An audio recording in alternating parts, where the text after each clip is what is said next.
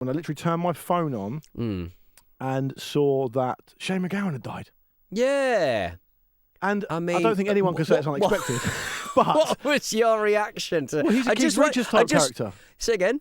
He's a Keith Richards type character. He's a Keith Richards, yeah, absolutely indestructible. I was kind of like, yeah, I mean, 65 seems like late in the day, to be honest. Good for him. I mean, good God, but I very much enjoyed my favourite testimonial about, and he seemed to be, for a Hellraiser, he's quite a sort of sweet, has a sweet essence to him, let's say, with every story that comes. But I would say that I very much enjoyed Craig Charles's testimonial on Six Music last night as I was driving through the snow, and he's going, well, I had a couple of nights out with him in the Boogaloo in he co-owned that bar.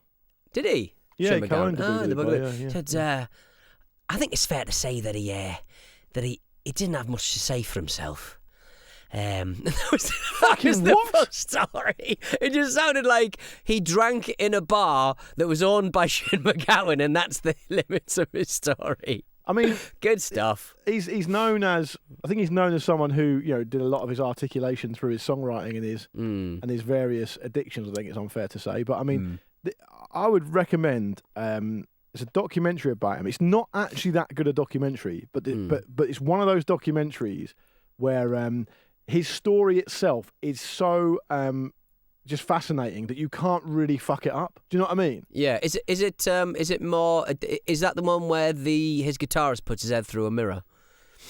No, that is from a interview in Holland, I think, with a music journalist that's filmed. It may feature, I can't remember, but the documentary in question is called Crock of Gold, A Few Rounds with Shane MacGowan. I think it was exec produced by Johnny Depp, who's a friend of his. Right. But I mean, Shane MacGowan started drinking Guinness at the age of 5 years old. Right, and I'm not just talking about the fact that his dad would give him a little tot of Guinness to help him sleep.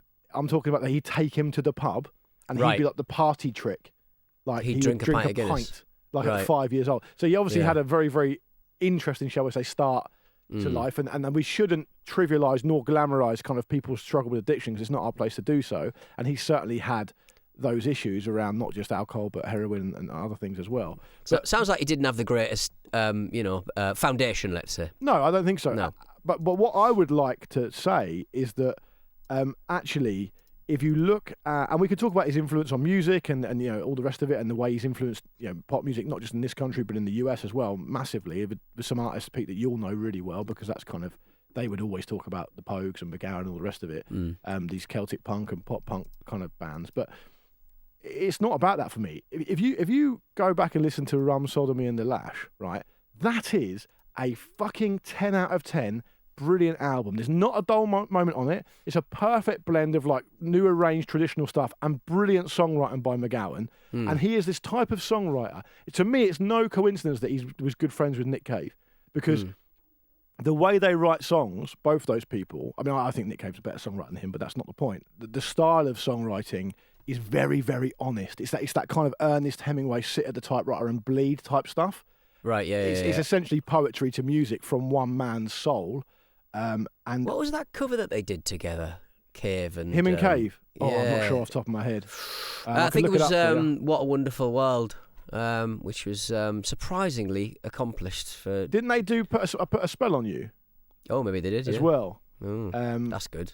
I can't find it on here, but they were. There's a great interview on the NME ran with Cave, MacGowan, and Marquis Smith of The Fall. Good God. Absolutely just rotten. Just the smell. Rotten stuff. Just the smell. And Nick Cave smelling like back when Nick Cave lavender or something. Yeah, back when Nick Cave was still kind of partaking. But it's funny because Nick Cave's red hand files, which he does, he emails out once a week, is half the answers are sometimes he gets questions where Nick, when you were a young man, you said this, and now you're saying this. Is it true that you've become a conservative or whatever?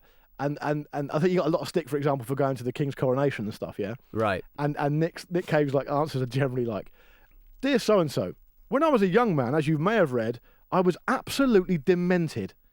Now, I wouldn't take anything seriously that I said before the age of about 30 because I took heroin 60 times a day. You know, he's that kind of answer, right? But and then he goes on and says stuff like, you can't cancel someone who just goes, yeah.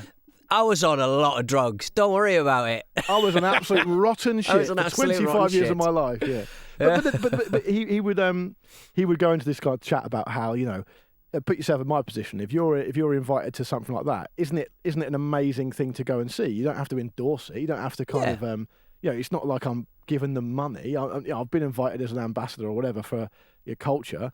Yeah. It's a great experience, so of course I'm going to go. But anyway, I was just going to say that I think he got a lot of stick for that because he was a countercultural figure who's now kind of been adopted by the mainstream and is kind of an anecdotalist type public figure now, as much as he is a songwriter. Now, of course, Shane MacGowan's never been that. Now, partly that's to do with health issues and stuff, but also it's because of a massive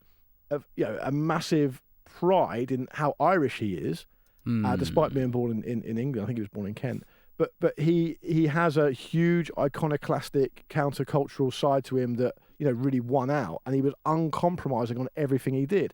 And you know, if you transpose that back to conversations we've just had about the state of modern entertainment, now, yeah, you can have your own opinions on that, but we can all surely agree that it's quite sanitized, quite safe. And there's not really much edginess on telly now. I mean, you wouldn't get a Chris Morris on TV much now, for example.